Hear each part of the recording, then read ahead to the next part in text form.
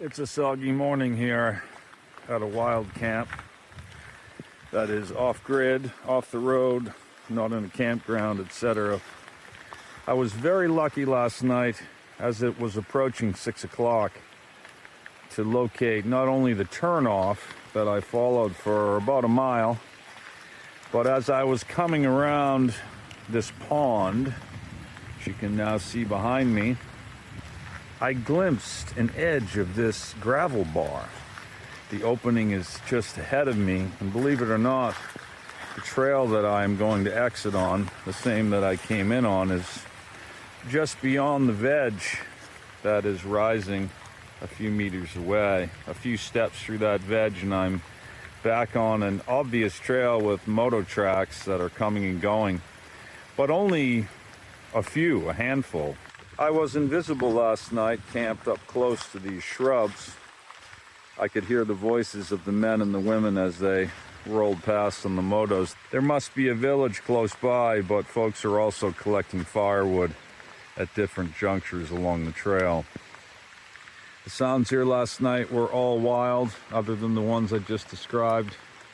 This morning too, the stars were amazing. Now my gear is absolutely soaked with some sand too. The tent is in as bad a condition in those regards as any other morning I can recall.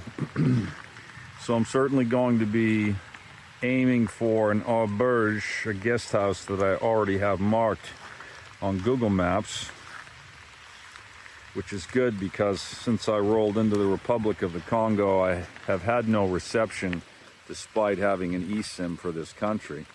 Hopefully in the next 24 hours or sooner, that eSIM will start functioning. It's installed correctly, it just appears to be no towers to serve it. Now back to this campsite. When I arrived last night, I carefully made my way down to this pond and was able to wash up, which was excellent because that meant I didn't need to use my drinking water, which was otherwise my intention as I went in search for a wild camp after the last town where I failed to find a place to lodge that satisfied me.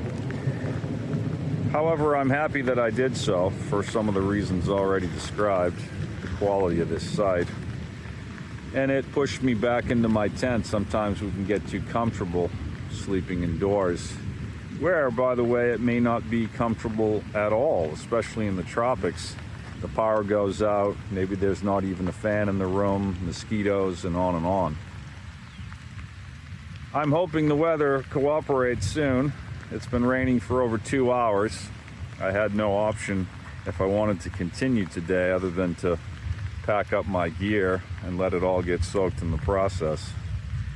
But I'm hoping the sky that is now over my left shoulder will come over the top of us at some point and I can begin the drying process.